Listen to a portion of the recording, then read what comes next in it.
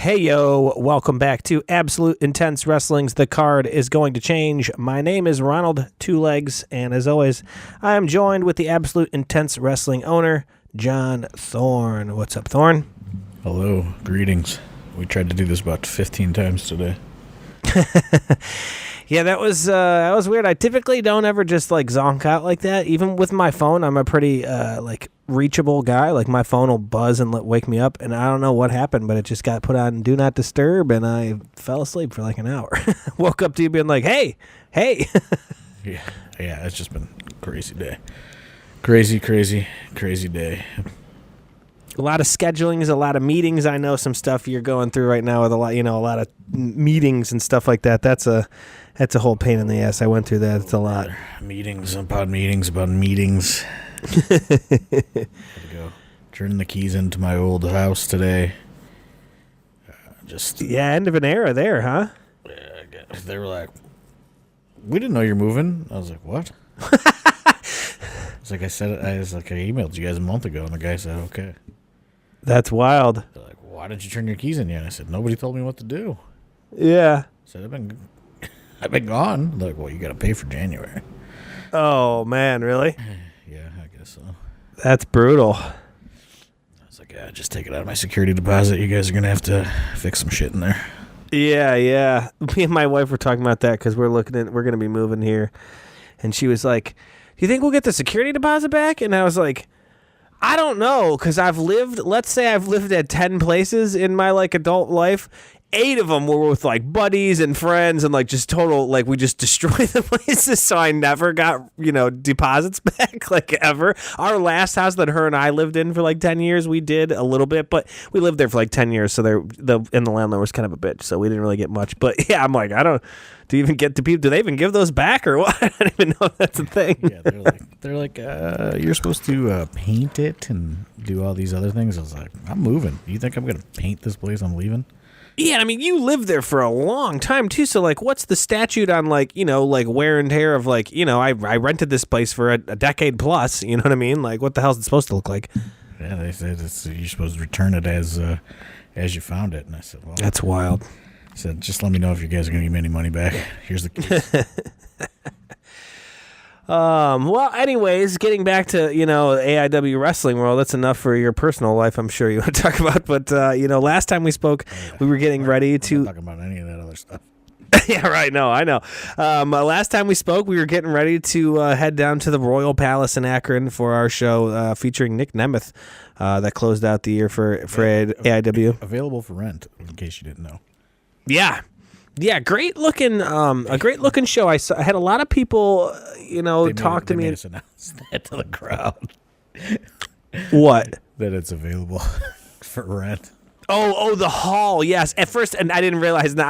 I thought you were talking about get on the Patreon to watch it back. I don't know. I went over my movie. Yes, the Royal Palace available for all bookings and halls, parties, weddings, all sorts of things. But half off on weekdays. Yeah. But a lot of people said that they loved the way that the show was shot. Actually, we did a little something different with the hard cam and that type of stuff this show. And at first I thought that's what you meant, available to rent to watch. No.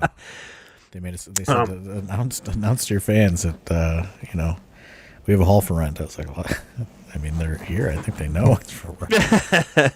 It says it out front on the marquee. I know that. Well, no, it says now booking dates for 2020 on the marquee.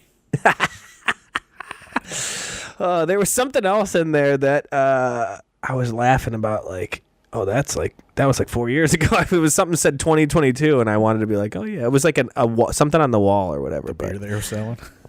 Oh God, don't even get me started on that. I had a couple people say something to me, and I'm like, dude, I have no idea. I'm like, I was not involved in any of that. I know they had a bar. I know they had some food. I don't know what to tell you, man. I don't know. Yeah. I mean, I thought it was perfect for indie wrestling place, but I mean, I don't know. I don't know if we'll go back or what. I thought they'd be begging us for another one, but I haven't heard from them. They just asked, "Are there any photos?" And I sent them to them, and they just keep posting. Check out the wrestling event. It's available for rent. Yeah, it was a pretty sweet. I thought it was sweet. I mean, but I just think I think people are so spoiled these days in 2026 because, like you said, dirty venues, but yeah, like that was a perfect place for indie wrestling. It was so rad. Like I loved it. We had access. We were able to stream the show. You know, we were able to get into the internet. With some places that's difficult. They made it real easy for us there. That was cool. You know, they seemed pretty accommodating. Aside from when they got there to open the doors for us. They were a little late, but you know.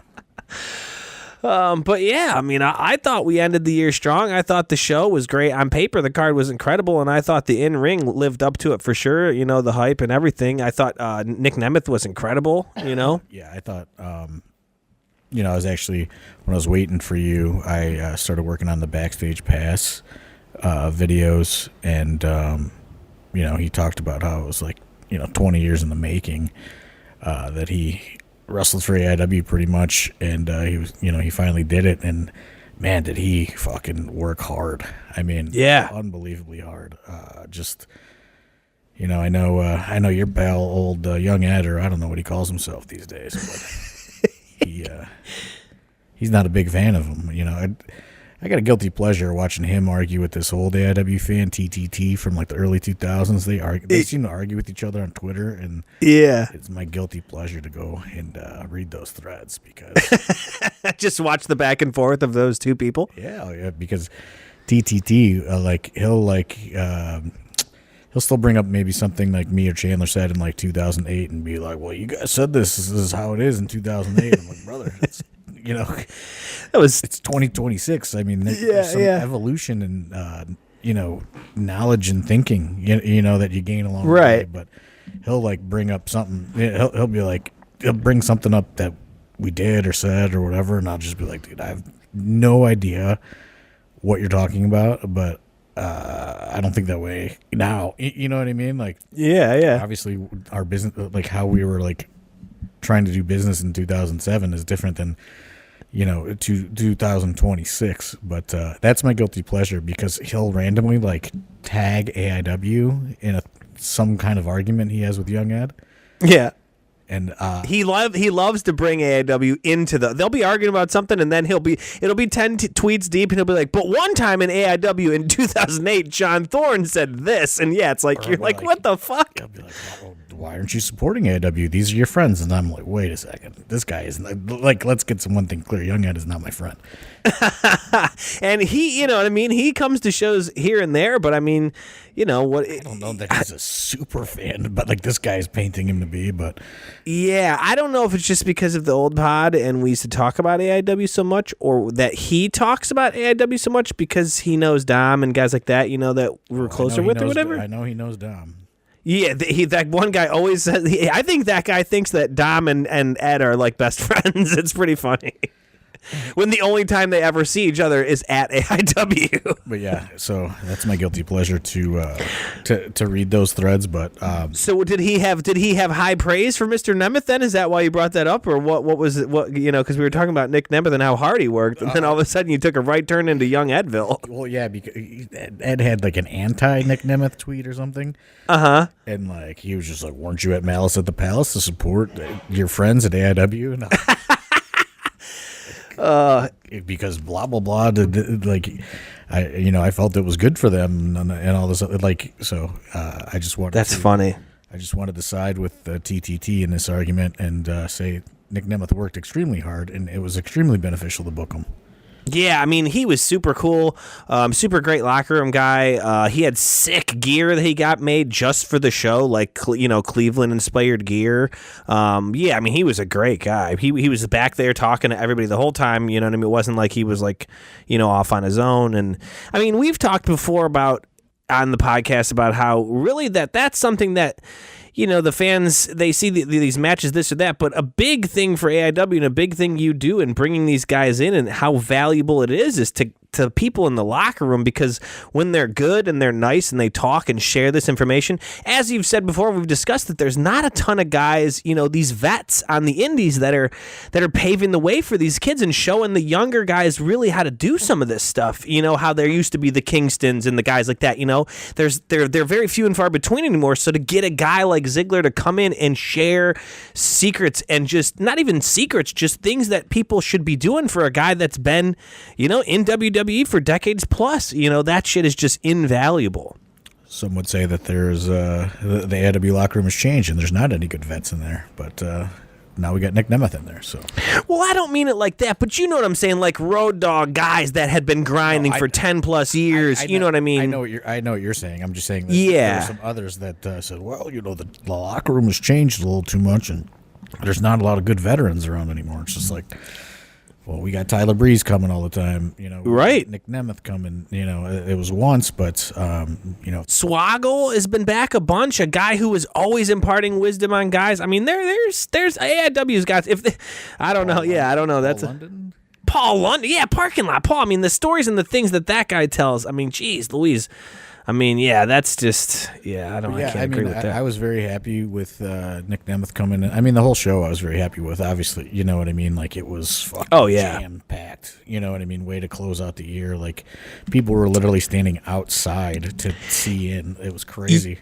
You were telling people, if you're not here, don't even bother. Like, if you're, like, on your way, like, oh, hopefully I'll get in, like, turn around. Like, and you've never done that. But there was so many damn people in that place that, it was interesting. I mean, if we ever did go back there, I would definitely cap it 100 less. For sure. Yeah. You know, like, it was like, I don't know, I think it was somewhere around 550 or something like that. I would go at 450 or even 400 maybe. Yeah. And cap it a little smaller than that. But, I mean, I was extremely happy with it. I mean, I don't know. I guess it would be more of a fan question if they want to see Nick Nemeth come back again. You know what I mean? But I thought that, you know, a talent of his caliber going out and working as hard as he did and having the match he did. And, I mean, you know, Swoggle said it in the back. He came and kind of yelled at everybody when they were still in the ring and was just like, that is the fucking best Wes Barkley match I've ever seen in my life. And he was just what you guys don't understand is it proves that he is able to go out there and follow the leader and listen and be there for his spots. And Swoggle, like, kind of berated the locker room in like a good way. Like, this is what you guys need to be taking advantage of, learning, doing, and watching, because this is the kind of work that gets you to the next level, not some of the stuff that you guys are so focused on. He gave like a big locker room speech at gorilla position. Yeah. And you know, I thought it was very good.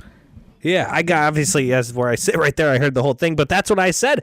Swoggle is a guy, he's always kind of around the monitor doing that, you know what I mean? He's always, if people are willing to listen, Swoggle, that's the thing, man, he knows a lot. I love Swoggle. He's one of my favorite people to watch wrestling with, just between just the shit he'll say and just whatever, but just the smart stuff that I don't even, you know, most people don't even think about with wrestling and matches, and yeah, Swoggle's great, man. No, but Nick Nemeth, I mean, that was, it was... No touching. I saw you put that video out. There's rules, no touching. But that was, I would love a count on how many times that was said that day. But yeah, I mean, I was extremely happy with the show overall. I mean, the card was incredible. You know, I thought it was a good way to end the year. And I hope we can keep that momentum going on Friday because, you know, we've talked about, everybody's talked about the changes in the industry and blah, blah, blah. And we've talked about it a little bit here. And I mean, look you know, we are like a week, 2 weeks through, it'll be 3 weeks into the year. Mm-hmm. And I mean, how many people have been invited to WWE tryouts or signed to contracts somewhere? You know what I mean? Like, who knows? This could be the last time you could see Alec Price. Who knows what the scheduling is going to be like? You know, Tyler Jordan was just invited to a WWE tryout. Nobody knows what's going on with that. You're hearing about people getting elevated from WWE ID to real WWE contracts. Who knows how long Sam Holloway is going to be around this year? You know what I mean? There's so many just like variables and different things that are in motion. Danhausen is potentially hitting free agency. This could be the last time you can see Danhausen in Indy. Yes, I think somebody's going to put that guy on TV. I don't know why he hasn't been with the companies with, but I don't see Danhausen being an indie guy like this for a long time here in between. I mean, everybody says that contract is days probably away from expiring, and he's a free agent. Who knows what happens there? I mean, there's so much that seems to be going on, like he's another guy too. He's been back, let's say 3-4 times in the last handful of months or whatever. And he's a guy who's back there that I always hear him kind of talking to guys and some of the younger guys. Hey, this is the stuff that works. This is working for you. You should be leaning more on this, or make it simpler, or this or that. Danhausen is another guy who's always back there giving advice. Right. So it's just I'm trying to get as many good people in, and do things, and get the knowledge going as much as possible, and maybe, accelerate hopefully some people into being major players in AIW this year. But, I've not really said this publicly, but, I'm kind of looking at AIW like, quarterly to 6 months, and then kind of evaluating along the way, because who knows what's going to happen with the industry? Who knows what's going to happen with the talent? Who knows what's going to happen with the fan base? If people get, taken away or taken off the board to do indies. So, yeah, I can't be like, hell yeah, we got fucking 3 years shit booked, all this other stuff going on. Like, we can't operate like that. So, if you are a AIW fan, let's really try to make all these shows, because we have to have the support, because if we lose the ability to book some of these talents, and you see the crowds dwindle, I've said it 8,000 times on this podcast, but the expenses are not changing, in fact, they've gone up in a lot of different areas, venues, travel, all that stuff. So, really, we're coming out of the gate fucking hot on Friday with a big lineup. Yeah, that's what I was going to say. This card to open the year is stacked. And, I'm hoping we could set the precedent for the year and ride that momentum, out of, Malice at the Palace, and just kind of keep it going. We're also going to take, WrestleMania season totally off this year. So yeah, we're going to have a big layoff kind of in the middle of the year. If people are, traveling and things like that, we started kind of noticing that the April events, regardless of if people go to Mania or not, they just seem to have been going down, the last few years. And we attribute it to maybe, Mania season, people thinking about traveling, maybe traveling, other, just getting engaged with the WrestleMania as a whole, the build and all that stuff, and not really focusing on indies. So we are going to take a big kind of hiatus right around that time, from like March, all the way through mid to late May, and give people a little bit of time to breathe, take a little, pressure off everybody, the fan base from supporting us and things like that. But, yeah, I mean, I'm just kind of looking at things like, again, like, kind of quarterly to I think the first quarter of the year is going to be fine, but it's probably going to be more, like, looking at the year into thirds, or, into, halves sort of thing. But, we got some stuff planned. Right now it's like, let's get through March, take a little hiatus, come back in May, kind of get into the summer, and then, again, reevaluate. So what is typically April is the rap show usually, right? A 420 April, I thought was usually the rap show. No, it's been kind of like a filler show. So okay. I know it has been the rap show though, because 420 with the 1 year was the rap show, and I was like, how crazy is it that it fell on 420 and it was the rap show, no rules, yada yada. I think that's maybe pre-COVID. Yeah. Oh yeah, it was years and years ago for sure. I just remember that specifically. We've kind of shuffled it back a little bit on the schedule, and I'm going to do that. I'm going to do that again this year. Okay. Things just seemed a little rushed last year with like. We did, the rap show and Absolution were very close together. There's kind of a Youngstown in there that didn't really, do too much for the build. So it was just kind of a strange time. I think we did Gauntlet in April last year, actually. Okay. We did Gauntlet because we converted May to the anniversary show, and then we did 2 shows in June, and then Absolution. But the build was a little wonky, and things were a little rushed. I think some people thought, but a lot of that had to do with varying factors and things changing and kind of rewrites and what we had going. But this year I'm going to shuffle the deck a bit again, and we are going to bump Gauntlet up to March, and then no April, and then maybe going forward, or maybe it's just, we'll see, but May will be the 21st anniversary kind of celebration again, and which people seem to like that. I don't know if we'll stick to that kind of weird concept of blast from the past or not. I guess that's kind of more of a fan question, but people seem to like the idea of a big celebration show and an anniversary, as opposed to just kind of creating a filler show in there. So kind of trying to make it matter a little bit more.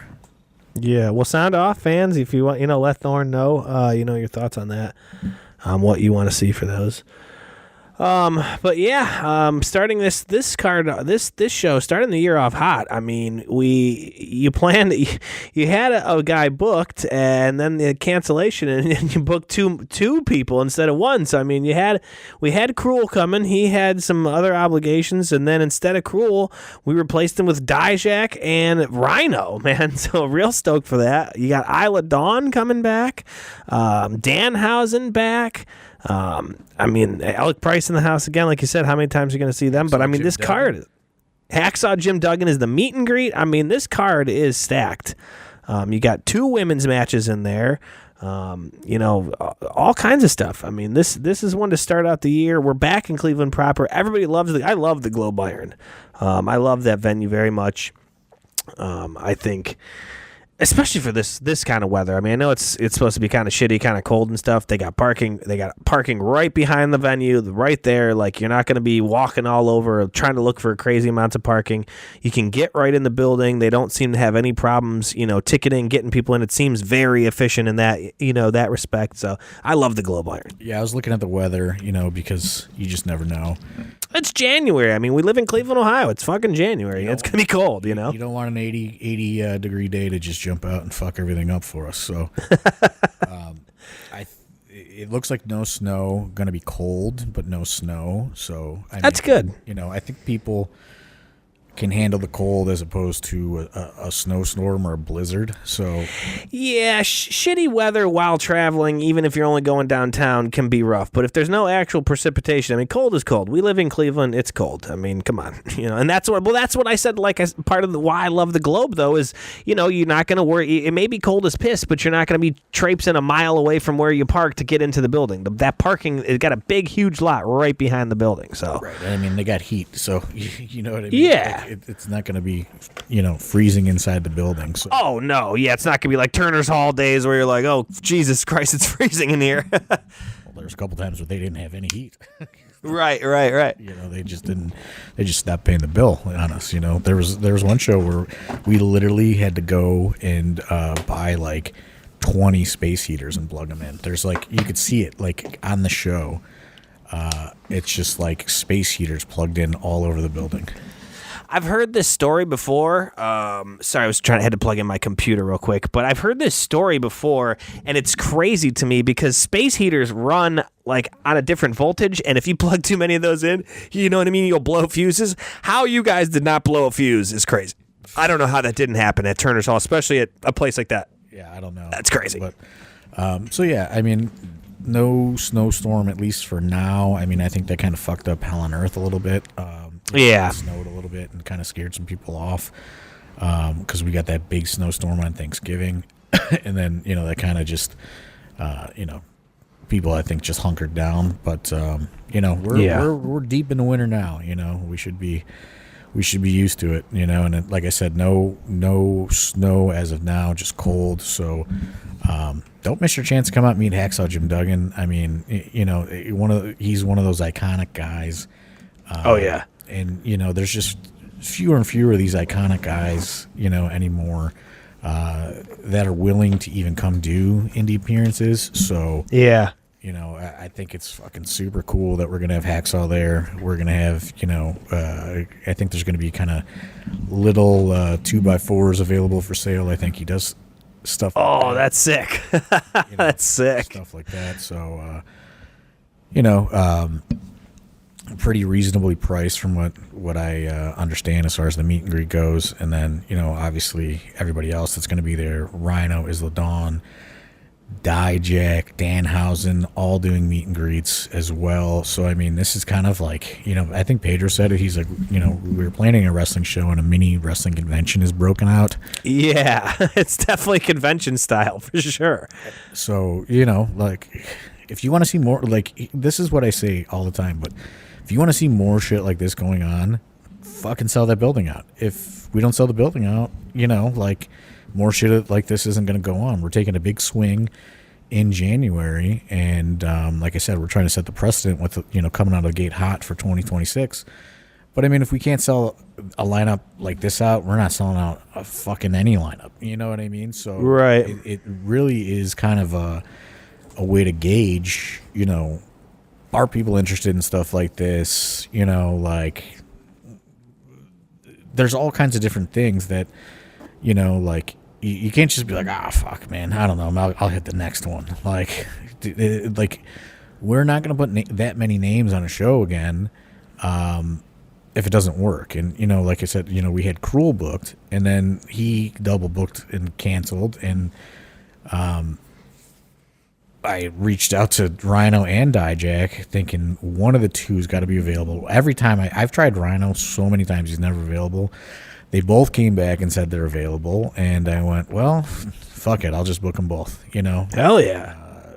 I don't know how I replace one guy with two expensive guys, but yeah, you tripled your price there somehow.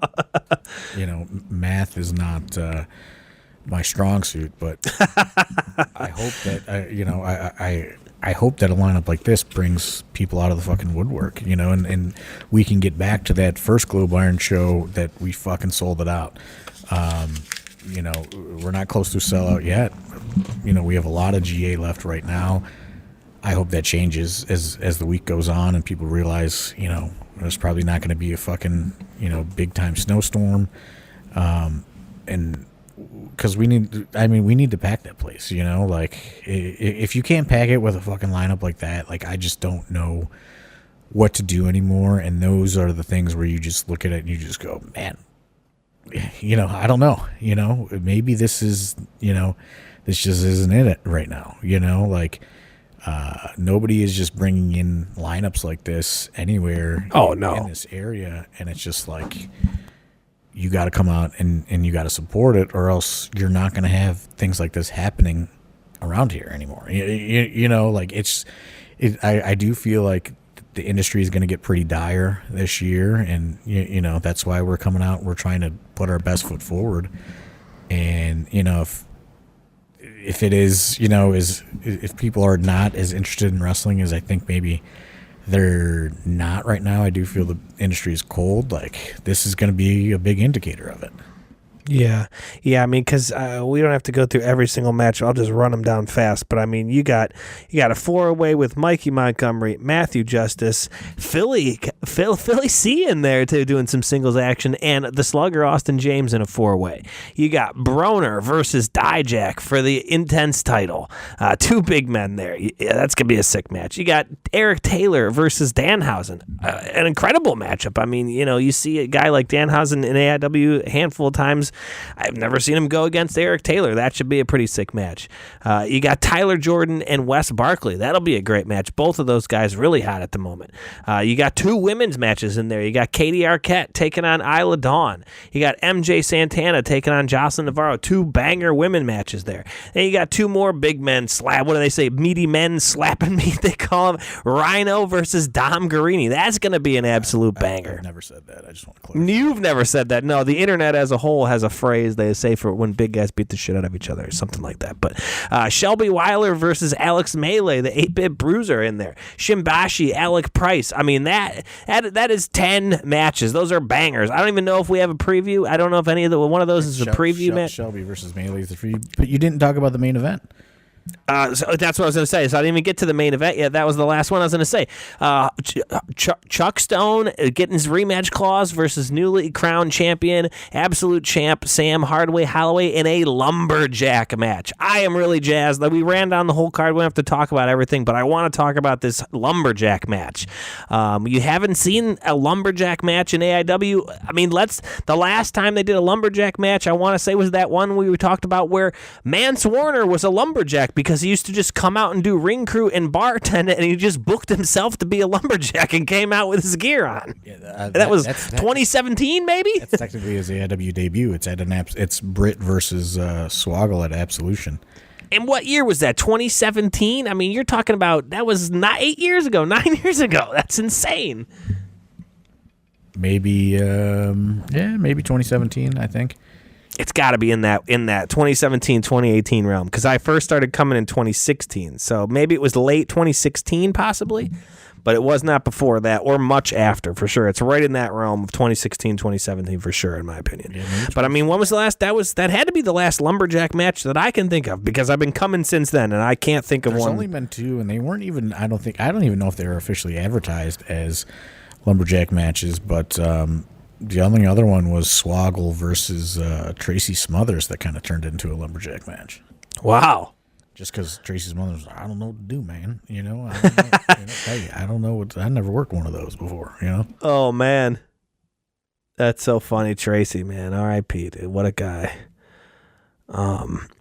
But yeah, I mean, this card as a whole, I mean, you got all kinds of stuff. I mean, the only thing I literally don't see that this card is lacking is a tag match. There's no tag match on this, but I mean, I think you can live with that. You got women's matches, you got championship matches, you got a 4-way, a big scramble match AIW's always used to. I mean, I think we're okay without a tag, right? We'll live without it, right? I mean, we're gonna have to because the show's already over.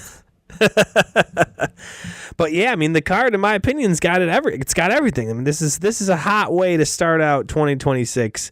I mean, if you're on the fence about it, I would get your general admission ticket now. What do you want? What do you want? A tag division or 2 women's matches? There you go. Well, like you said, yeah, you can't have it all. But like I was going to say, we've talked about this before. Day of the show, the price is going to go up $5. So don't wait. Get those general admission tickets now. There's no reason to wait till day of because, save that $5. If you can get down there, I think on Wednesdays and Thursdays, you can actually go and buy tickets in person. Oh, there you go. Yeah, you can save that fee too. Reduced fees at the box office. So yeah. I mean, if you really want to drive down there to save whatever the fee is, that is an option. Yeah, absolutely. What are you most looking forward to on this one? I'm really jazzed for the lumberjack match. I think that's going to be sick as hell. But I'm really jazzed. I'm a big Broner guy. I'm excited to see what Broner and Dijak are going to do. But I'm really curious. I'm excited to see what Danhausen and Eric are going to do. Eric has been kind of enthralled in this feud that he had with Chuck, and he's also gone up against a ton of big name guys. We've seen Eric take on some bigger names. Danhausen a big name, but also just a different style of wrestling. In the last handful of years. But Danhausen been coming to AIW for a decade plus. He used to just be a wild, crazy, stab you with a spike and shit. So it's not all, haha comedy wrestling for Danhausen. The guy knows how to go too.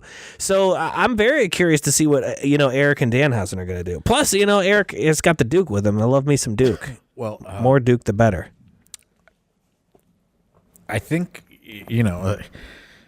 this is why we got to do this podcast more often, but Eric Taylor and Alec Price had a tremendous match at Malice at the Palace. I thought Eric Taylor is another guy, who rises to the occasion when put in a big, kind of big spot or big opportunity. He seems to always kind of step up to the plate. We've talked about it, quite a bit, especially over the last year or so, with the responsibility him and Chuck had. And, I even kind of had some doubts, if they could deliver, and they certainly did. And, Eric, Eric is a guy that, especially when he's put in there in a big spot, he seems to kind of, I think if Eric Taylor was on, the first match or whatever, whatever, I think he'd do fine. But I think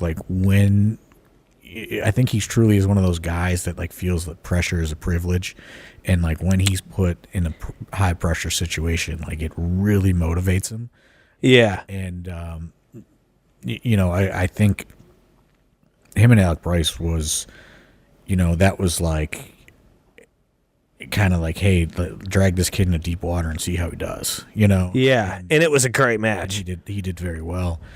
And Danhausen is certainly a different animal than Alec Bryce, but Danhausen is a guy that, for all the kind of fun and comedy, pre all of that kind of stuff, he was, like you said, he was stabbing people with spikes, and he was doing a lot of different things that I think people don't remember. And you just have to wonder, if the rumors are true and his contract is expiring, what sort of tape is he trying to put together, right? You know what I mean? As he's getting ready to really hit the market, what is he trying to do? Is he trying to do stuff, the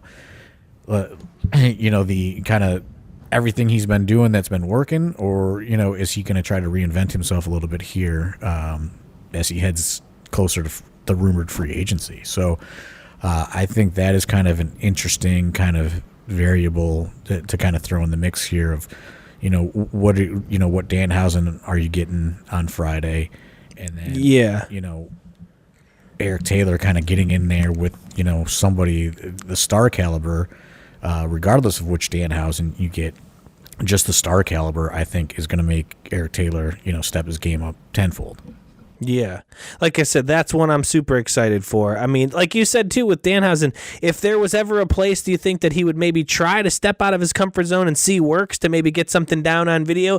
AIW is certainly a place that he would do that, because he is so over with the fans. And I feel like, it'd be almost like if you're, a stand-up comedian, you're not going to try the new stuff at some brand new club in Oshkosh or whatever. You're going to do it at that club you've been to a bunch of times where the people, could give you a little more leniency and let you see what you're going to do. You know what I mean? Where I think you could see something different from Danhausen for sure, being that we are AIW, and it's a place that he definitely feels more comfortable than just some random indie, because, guy gets everywhere all the time. You know what I mean? Right. And similarly, he is, a champion, but Isaiah Broner wants to be in that conversation of the next man up in the industry, not AIW in the industry.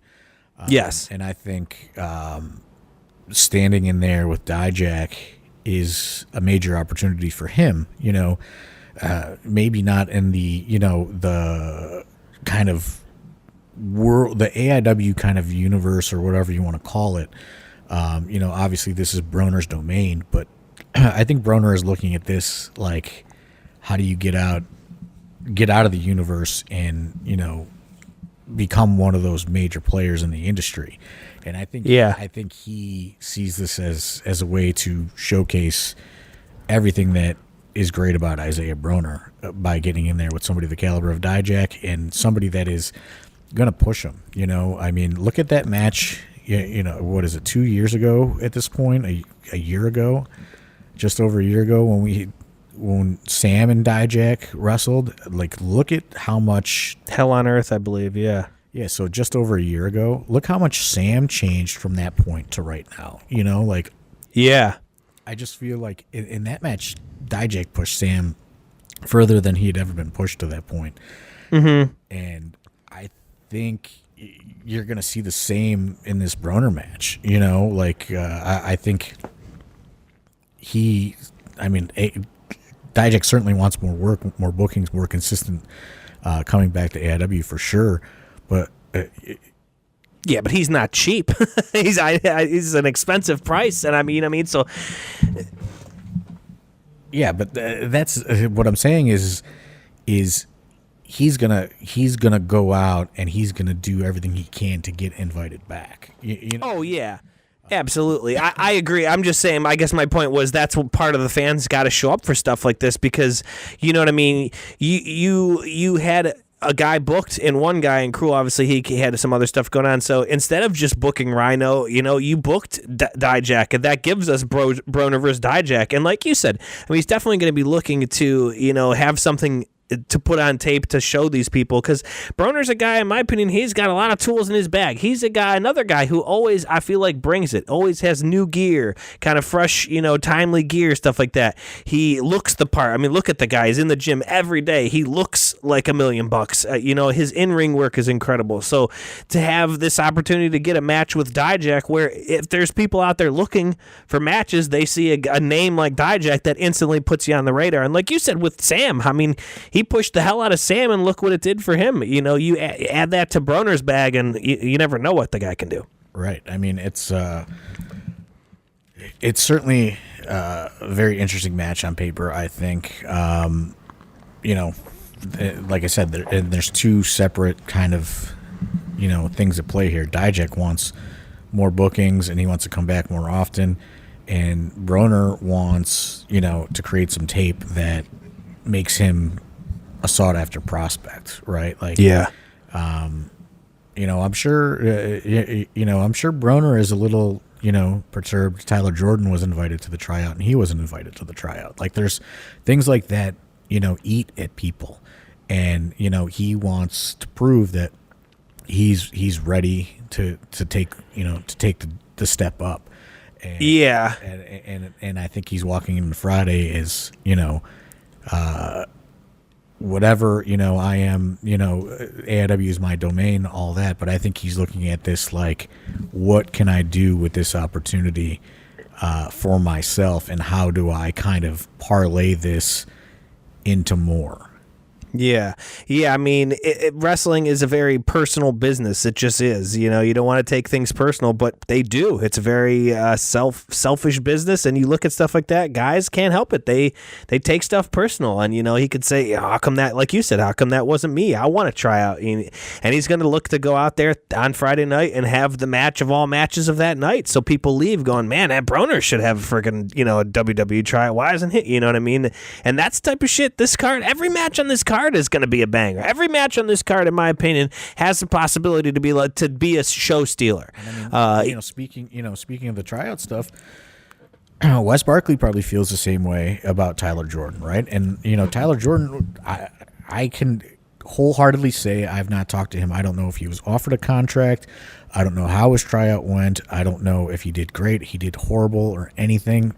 Tyler Jordan plays everything close to the vest. I mean, we didn't even know that he was going to the tryout until he was announced for the tryout. He's a very private guy.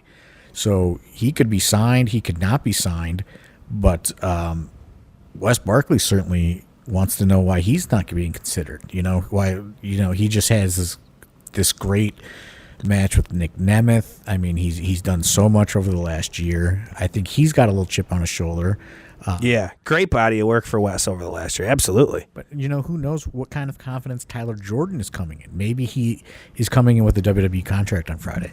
Maybe he's coming in with not a contract, but hey, do this, this, and this, and then we're going to call you back, if you can do this, this, and this.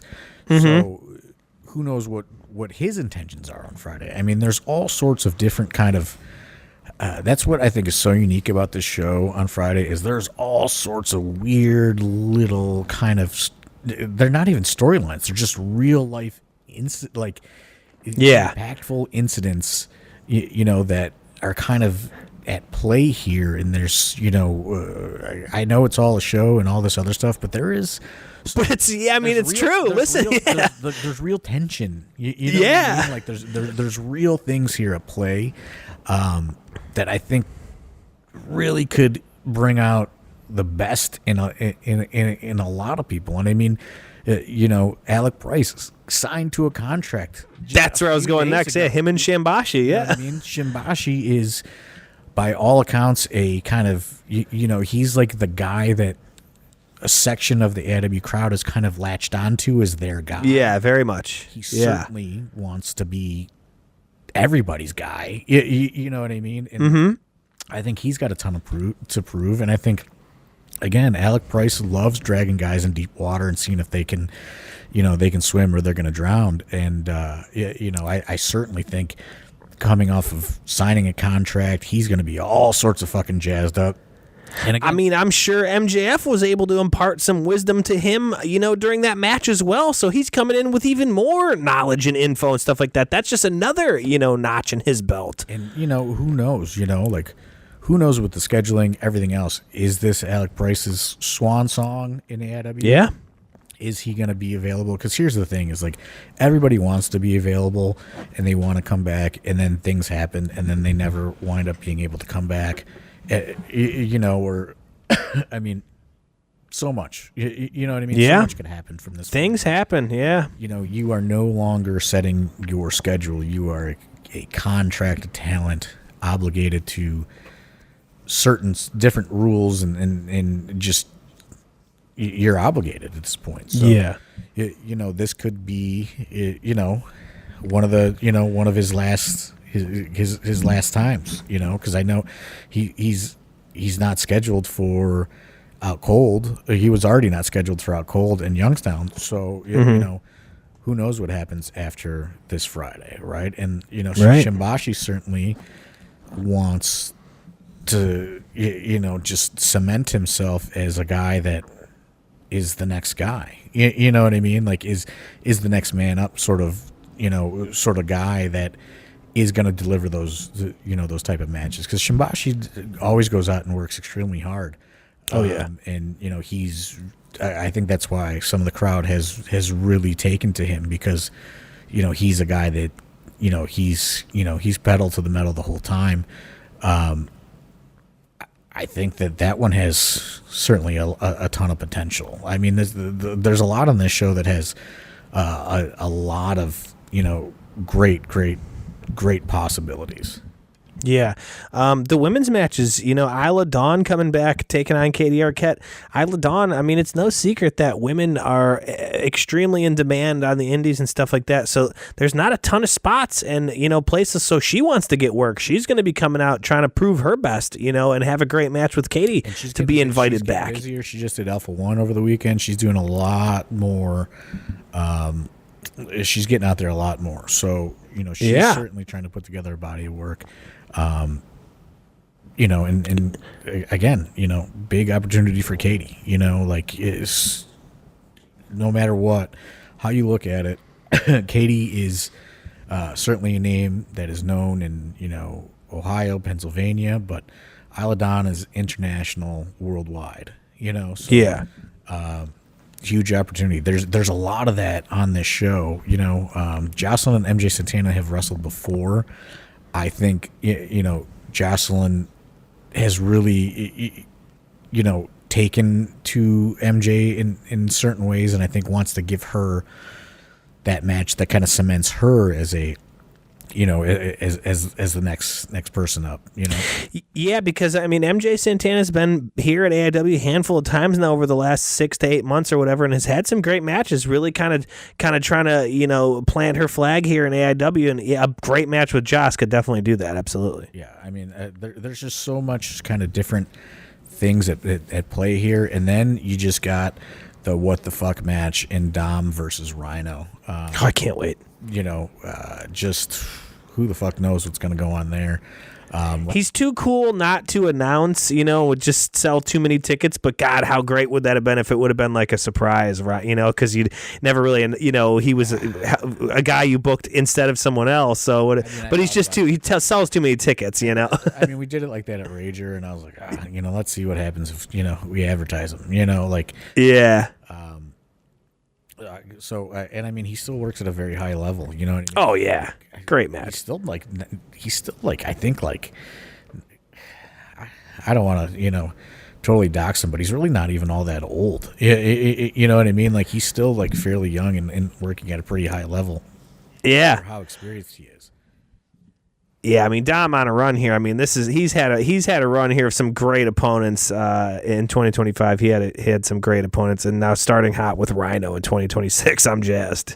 Yeah, I mean, I think there's just fucking a lot of great stuff. The four-way, yeah, was one I was going to talk about. You know, Mikey finds himself in some of these four-ways a lot. Justice, he's comfortable anywhere. Slugger, a guy who finds himself in these kind of matches more likely than not, but really always delivers in that. Philly C is a guy has found himself in some singles, but never really a big four-way like this. And with some guys like Justice and Mikey, I'm very excited to see what Philly C is going to bring to the table in this four-way. Yeah, I mean, Marino on a bit of a hiatus for some personal reasons, most may know, but so Philly's not. So let's throw him. Let's throw him out there and see what he can do as a single here. Over the next, a little bit of time, however it's going to be. I love hitting that singles music for Philadelphia. Great track for him for a singles run. Easy Lover? Yeah, it's good. Yeah, dude, it's a good one. It's good. Speaking of Mikey, though, I don't know how many people heard it or saw it, but that Josh Prohibition just fucking ran him down on the microphone. I mean, who knows what that has done to Mikey as far as lighting a fire in his ass, because he was a different type of cat when, like I said, I was editing those backstage passes where, for people that don't know, that maybe just like watch it or skim it or don't watch it or whatever, like literally the backstage pass it's not storylines. It's not like, hey, say this in a promo. It's literally like we have a student with a camera that just says, "Hey, we want to get a promo. 3, 2, 1, go." Yeah, you know what I mean. And it's just like there's no time to prepare. It's on the fly. I think it's just an interesting way to get content and kind of put people on the spot and see what happens. But fuck, man, Mikey was not happy about what Josh Prohibition said to him. Not sure. Yeah, I mean, Josh has been murdering people on the microphone. He said something about a guy in the crowd, and I was like, holy shit. Yeah, Mikey was. I mean, that was. It's going to come out this week, but whew, man, that was real, and he was not happy. So, but again, maybe that is what he needed to hear to kind of step it up, and I'm interested to see. Again, we've talked about what Danhausen showing up, what Mikey shows up on Friday, has this flip the switch in him that, because everybody's seen this potential in him that has not really been totally fulfilled yet. I think potentially you could be seeing a very motivated Mikey Montgomery showing up on Friday night. And, Matthew Justice is the same Matthew Justice no matter what the stakes are. That guy fucking goes 110 at all times, no matter what's going on. Yeah. And then, you got the Slugger, like you said, who, is kind of a sleeper guy that fucking always delivers. He performs. Yeah, well, I've loved the Slugger, man. I've always been an AJ guy. We're Brook Park guys, but that's AJ, man. You've put him in a lot of situations, and he seems to always, come out on the other side delivering, in my opinion. Man, anybody that was at Cultivate, fuck, man, him versus Rudy Ray Woods, like, what a fucking awesome atmosphere that was. Yeah, that was just like classic indie wrestling, good time, like.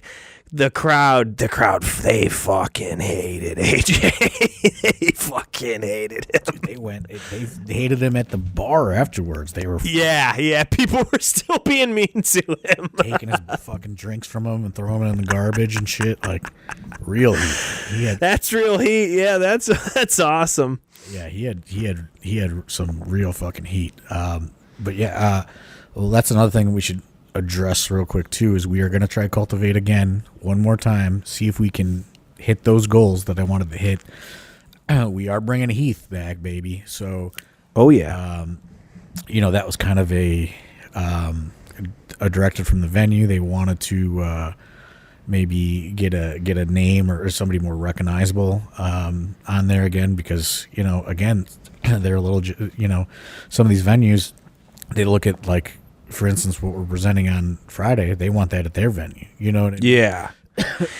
So yeah, because some of these places are wrestling guys too, and they're like, they know who some of these guys are, and they even said, the one guy even said, from the one place, hey, would love it to see some AEW guys on the one, you know what I mean? So like, they know, they're asking for it, you know what I mean? So if we can't fill these buildings for Cultivate, then there's only so many spots. Cultivate's not going to happen. We're just going to put a regular show on. Right. Well, that's what I was going to say. Yeah, it's just there's not going to be any Cultivate anymore. It's just you're going to have to fill it with bigger names, which means less spots for these other guys, and the list goes on. So, but Heath, man, what a guy! That's going to be a great, I come to hang out with Heath at the after party alone, man, because that guy just straight rules. He rules. Yeah, so we're gonna try it again. Same, ticket prices are reduced again for Cultivate. Same deal. This time we're just gonna have Heath. And, a couple different people are going to be on it, such as Dr. Daniel C. Rockingham will making his long-awaited return. Hell yeah. After a hiatus. We got some other stuff cooking, maybe 1 or 2 new AIW Academy graduates. Nice. To mix in with the crew that also debuted in December. So... got a lot of stuff cooking for Cultivate 2. But exciting! You said I saw the poster. I saw our guy on there. Rudy Ray's on there. I want to see him back, dude. That kid was exciting. He had the crowd going, man. The people loved him. Yeah, let's hope. Let's hope it could be a repeat performance. But you did say after party, which made me remember there is no official after party this Friday. Old 86 is stated they are going to take a bit of a hiatus from hosting the after parties. They said it was no faults to us or lack of interest, but they're going to take a little bit of a break. I think maybe just because in the wintertime it can get so packed in there. It was crowded. Yeah, that last one was tough. It was crowded. So hopefully, because I love it, hopefully when the weather breaks, they get back on board with that. But yeah, that outside garage bar area rocks. So no official after party on Friday unless somebody is listening and owns a bar and wants us to come, and it's close to the Globe Iron. I know we'll pack it. I know Derek had a place. Reach out to him, but I'm not gonna lie, I had no time to follow up with it, and I don't know if Dustin followed up with it. I would guess not, until he listens to this and goes, "Oh fuck, I was supposed to call that bar." But it's just life has just been life, and for everybody, so it's just it's been tough to juggle all this shit going on. And we also have Out Cold in Youngstown in February with Mike Santana, the return of Mike Santana, the return of Priscilla Kelly, and the return of Tyler Breeze. So that is going to be a fucking awesome lineup as well. Trying to get me fucking divorced, son of a bitch. Why do you say that? It's my wife's birthday again. Running on my wife's birthday for the 3rd year in a row. Last year, she almost died driving to the show. So I'm in hot water once again. In case you're thinking, but you're out there and you're like an AIW fan. You're like, I don't know, maybe I'm just gonna skip this one. I don't know. You know how much heat I get in over these goddamn shows. I'm there every show, so you need to be too. God damn it. we also got an offer for your son's birthday as well. Correct. Yes, that is. That's a summer date. So I don't know if I'm be at that one. Brock, if you're out there, buddy. But yeah, so get your tickets. We do still have general admission available for this Friday at the Globe Iron, Alive Out of Habit. Incredible card. Like I said, we got a free view. Shelby Wilder taking on Alex Melee in the free view. I'm pretty sure we talked about everything. I guess we got sidetracked. You really didn't get into talking main event. Yeah, the lumberjack match. Spoiler alert: if you did not see our final event of December with Nick Nemeth Malice at the Palace, Hardway Sam Holloway taking the belt off of Chuck. So this is going to be a rematch, and I mean that was an incredible match. Chuck and Sam just went to friggin' war. Another fucking really hostile environment too. Oh yeah, that was what was crazy about it too, was because, you know, you get a guy like Nick Nemeth in there, you know, and him and Wes go at it. You know, you just kind of assume people are maybe going to just leave. You get some casual WWE people who are like, I don't know who these other two guys are, but they drew the house big. I mean, that place was rocking for that main event. I mean, it was awesome. It was fucking awesome.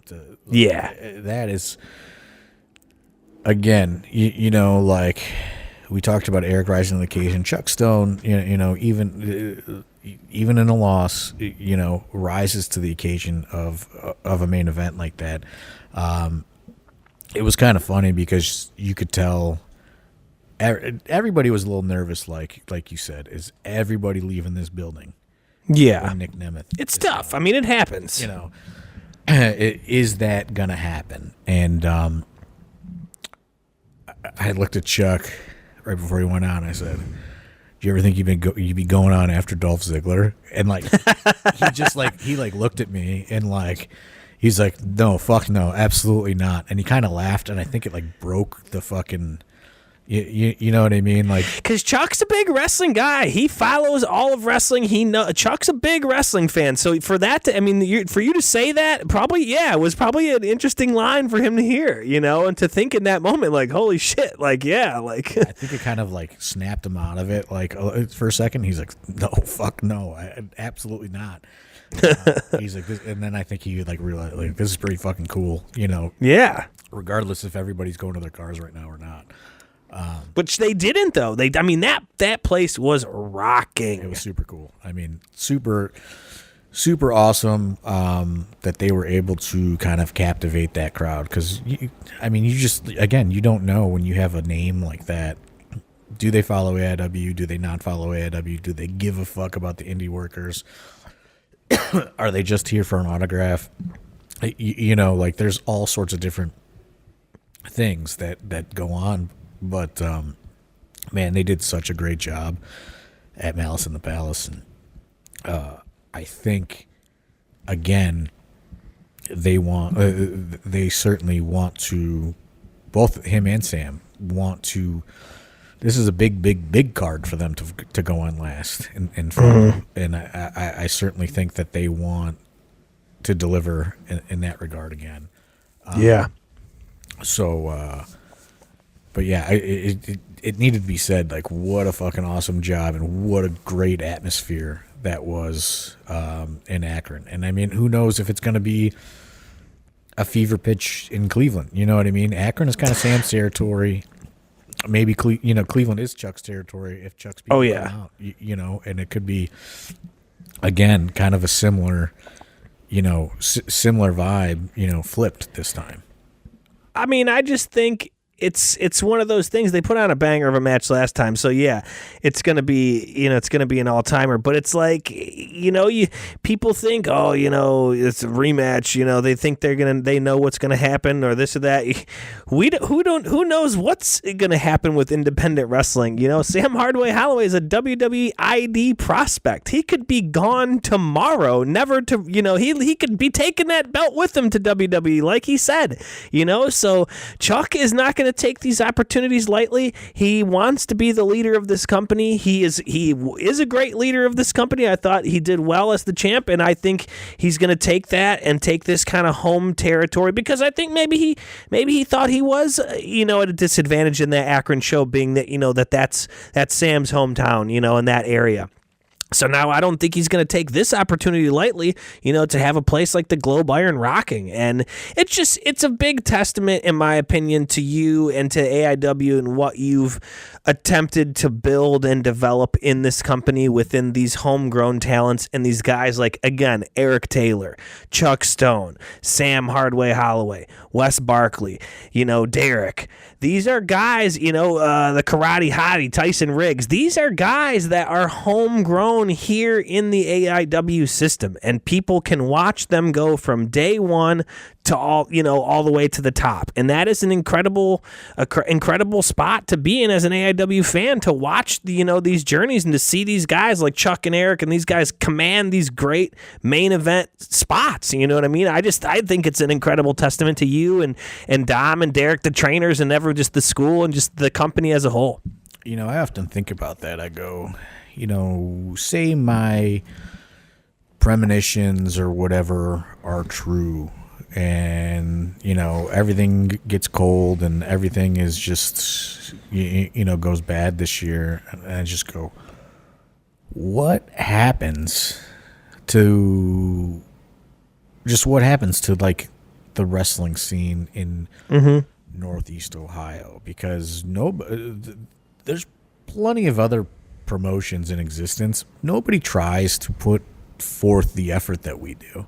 No, not even close. And it's just like, that is the one thing that just like keeps me going. It's just like, if you look at the amount of stars that we've brought to this area in 20 years, it is astronomical. Oh yeah, the list is insane. And in comparison, if you compare it to anybody else that's run a show, and I mean outside of Cleveland All Pro, but I mean we've doubled up Cleveland All Pro in years of existence. Now, mind you, that's no fault to Cleveland All Pro, right? JT passed away very young, but we've done, we've pretty much lasted almost double the amount of time consistently. And I mean, he brought in tons of names and tons of stars, but not all the time. We do it consistently for 20 years. We've been doing it. So, it's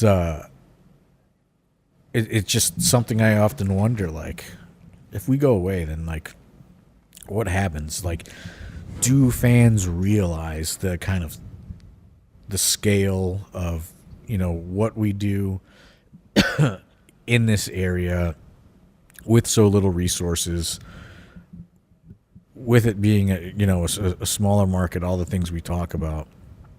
Do people really understand how we reinvest virtually every dollar to just continue to put on these shows in the area? I don't know if they do, but like I think about it a lot. Like, what happens if we close it up? You know what I mean? Like, if I finally go, I think that's it. You know what I mean? Like, it's the one thing that does keep me going, because I don't think that anybody steps up to the plate like we do. But if it becomes to the point to where it's like negatively financially impacting me, can't do it. You know what I mean? Like, right, understandable. There's a lot of, but I mean, I think there's a lot of changes on the horizon for me, and like it's getting, it's got to be, it's got to be sustainable. Yeah, I mean, it can't be you can't be taking a loss. But I mean, my point isn't what I guess I was trying to. My point of that is like, if your premonition and what you think or whatever in the industry does kind of dry up like that, and there's just not these bigger names to be coming around, there's not these stars. I mean, there's already how many less? I mean, now you got TNA's on TV, you got how many other avenues now where these people are getting signed up? I think our homegrown crew and the talent that you have been churning out here are able, I mean, they're showing you that they are able to carry these shows and carry these matches, and people will be invested and care and come out, and we can put on some great shows, even if you don't have a Dijak or an Isla Dawn or something like that. I think that's why I was so disappointed in Cultivate 1. and there were other people that were, well, it did better than this, or it did this in comparison, but you got to look at venues. You got to look. There's all sorts of different factors of people you got to answer to, other than like comparing ourselves to ourselves. You know what I mean? Like it's just apples and oranges and different things. But that's why I want to cultivate to do so well, because if those guys could get people to care and sell out a building, it would give me a little bit of hope. You know what I mean? And to go, well, we could keep doing it. You know what I mean? Like, we can keep doing it like this, and it's going to be manageable, and there's going to be venues that are happy, buildings that are fuller. But when they didn't hit, the numbers that I thought that they could hit, I went, oh man, I don't know. You know what I mean? Because I was confident, like, hey, like this could work, and I talked about Cleveland All Pro, and it's like Cleveland All Pro was really just like that, for a lot of years. It was, brand new students that JT was training, selling tickets, and getting buildings full, and then mixing in different sort of names and things. Yeah. I mean, that's the formula these days. You kind of have to have that to build what we're doing here. And like I said, I think you've just done we've built a very strong place in Cleveland to be. I think AIW is an incredible place to work. What you provide to these students and the kids and the graduates of this school.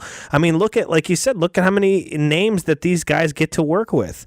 These are guys, people are being brought in on a regular basis. We have Tyler Breeze here pretty often. Paul London is now tagging with, Shelby Wilder, a guy who's only been graduated from the school now, 2 years now he's been a debuted graduate, and now he gets to tag with Paul London. You know what I mean? That's just, information that's just so valuable to these guys. And, other indies around this area are not doing that type of stuff. Yeah, nobody's bringing in talent like that to work with their school and teach their school and get them real world in-ring experience. Nobody's investing in their talent like we do, because it's an investment, right? Like, yeah, we're booking a name, but they're getting in there with somebody that came from our school, and that's investing. That's literally investing in their future. We get nothing back if they get signed. If Sam goes on to a contract, or Tyler Jordan, or anybody else, I get nothing out of it other than I know that my conscience is clear and I did everything I could to get those people prepared, And that's really what we do. But again, cultivate, right? Like, if we can get these newer people to fill these buildings, now somebody's going to be working with Heath. You know what I mean? Heath is going to be on this show. Somebody that has graduated from the AIW Academy is going to get in there with Heath at this show, right? Like, it is an opportunity to continue to invest in their development. And, even we've talked about it with Nick Nemeth or Tyler Breeze or, Swoggle. Or there's any number of people, but even if you're not directly in the match with them, you are in the locker room with them, able to speak with them, ask them questions, interact with them. I mean, Nick Nemeth gave a fucking seminar in the back. He was handing out info. He had a class back there. Basically, it was incredible. Yeah, and I mean, you just can't get that. You can't get that. That's why I just often wonder, who's going to train anywhere else in this area, because you are not getting the same opportunities. I mean, you look at, absolutely. No, not even close. It doesn't even come close. But, I mean, you look at a perfect example of a guy like we were saying again, Heath. You look at Heath from Ice Ice Oh Baby last February, and he worked with the guy. We worked with AJ. You look at how AJ's come. He's a guy that you put in these situations all the time now. And you could probably pinpoint that match and that point in the career where, he was on the upward scale of trajectory of AIW, but then he has that match with Heath. and Heath kind of instills some of these things on him, and he takes that and just keeps going forward and keeps going up and up and up, and that shit's just invaluable, and now it's going to be somebody else's turn, you're not going to put AJ with him again, obviously, so that's going to be a new person's going to get that opportunity and get that valuable lesson and get to... The first time Heath was here, he worked with Eric Taylor, you know what I mean? Like, yeah, that was J-Lit, I think, right? It was SummerSlam weekend show. Okay, yeah. But yeah, so I mean, yeah, it's just, and look at where Eric's at and what he's doing these days, so it's just like, these are guys that, that it was in the WWE for how long, and, it just, I don't know, I just think, I think AIW is, nobody's doing it like we are. It's just invaluable information, and I mean, there's just so much that maybe even the kids that come out of our school, I don't think understand that it's not like this everywhere else, and like there's just this maybe entitlement or whatever, just because that's just how AIW operates. We just operate with these types of people around all the time, but like it truly is a reinvestment back into them when we bring these people in. You know what I mean? Like, yeah, it's just like who's getting more out of Nick Nemeth being there? Is it me or is it Wes Barkley? Like he's getting so and the fans though too, because I mean Nick Nemeth was a perfect that dude could have left. He stayed around forever talking to people, talking to fans, taking pictures, doing interviews. Former ref Xavier was there doing interviews and stuff like that. There's one kid from some podcast, I forget their name, but they were talking to him. I mean, that guy gave time to everybody, so much so that he just walked out in his gear left wearing his gear. Like, it was so good. But like my point is just like, like the investment is for our people to get in there and work with them. Broner working with Dijak this weekend, same thing. It's an investment back into our talent, because you could teach people at a school and we teach them very well, but like that real world experience in the fucking, again, like I say about Alec Price, in the deep water with somebody in front of a live audience, you cannot learn that at a wrestling school. That is like, in a lot of the times you don't get those opportunities for a long time. We try to mix people in with, experienced guys, be it, at the independent level or the ex-WWE level. Like we try giving everybody a little bit of piece of the pie, and it's a perfect example again. Cultivate, Colin Delaney came in and agented all the matches. You know what I mean? Oh, the best guy. He's the best. Hope he's healing up well too. I know I saw he just had another. He's just got hit another rehab or something, but just the best guy. Yeah, that guy's got so much information and so much talent that he gives out to the roster that it's just incredible. Colin's the best. But yeah, we're really trying to invest in everybody. I want to see everybody go out and make it and make $1 million. Will it happen? No, but like we're really trying to do that. And this Friday's show is a perfect example of that. Cultivate is one level of it, but then you look at this show Friday, and it's just like how many people that have come through the AW school are getting in there and mixing it up, with somebody that's super experienced. Oh, you could say maybe the four-way. Well, Bill Alfonso was also there. You know what I mean? Like, but Matt Justice too. Matt Justice works with MLW. He signed to MLW. I mean, I was laughing because they just came out. There's like a new Panini put out these new trading cards, and Justice has some autographs. And I showed him to, and he was like, "Holy shit, that's sweet as hell." So I mean, like, Matt Justice no slouch. I mean, obviously Bill Alfonso is a legend in this business, but even in the match, you know what I mean? I mean, Justice has been wrestling for forever. We're just trying to. In Youngstown, you're going to see more people mixing it up, with these different people. It's just we're really trying to make it like a full 360 program. If you come to the AW Academy, and you get to be around these people, you get to potentially wrestle these people, and that's why I want Cultivate to work so much, because Cultivate works so much. We can really focus in and really hone in, on this kind of new brand and get people these different experiences, and we can bring in different kind of veterans and names and get in there. I mean, who doesn't want to see Alex Maley wrestle Tommy Rich? I mean, that's something I want to see in a Cultivate one day. Oh my God, I would love every second of that. I just thought Cultivate was so fun. You know what I mean? It was just a lot of fun to me. You get a lot of newer wrestling fans there that are just there to enjoy a wrestling match, which sometimes to me is very refreshing. Of being around wrestling for so long, you get a little bit of jaded sometimes of some crowds and matches and yada yada. And it just was a lot of fun to be a part of Cultivate, and just to see so many new wrestling fans just so jazzed for the matches and for the night and just having fun being there. I liked Cultivate a lot personally. Yeah, so I mean, hopefully that does well. That is February 20th back at the Roxy. This Friday at the Globe, and then February 7th it's back at the Penguin City in Youngstown. Yep. Get your tickets. Like I said, got general admission for this Friday still available, but premium seating for those February shows available. If you haven't come out to those Youngstown shows, those are a good time, man. That brewery is a good time. Plenty of hotels all around there. It's an easy trip down the highway if you don't want to stay, but if you do, plenty of hotels, different ranges from cheap to really expensive. Check it out, man. There's all kinds of stuff right in that little area. It's a good time. Those Youngstown shows are a lot of fun. And I mean, the newly recrowned champ Mike Santana, TNA champ Mike Santana coming back. You got PK Priscilla Kelly coming back. People always clamoring for Tyler Breeze. Ex-WWE guy's been back a ton. I've been having so much fun. Tyler Breeze matches have been so great in AIW. That he brings it, dude. Yeah, he brings it, dude. Anything else you want to get to before we get out of here?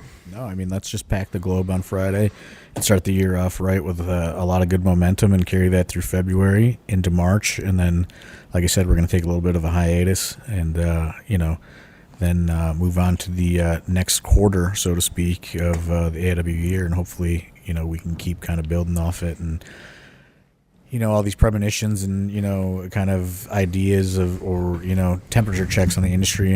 Hopefully I'm a little wrong on reading the tea leaves and, everything maintains here for AIW at the very least. And we kind of keep the train rolling. All right. We'll see everybody this Friday. Get your tickets for a live Out of Habit at the Globe Iron Theater down in the Flats. We'll see everybody this Friday. See you. Thanks.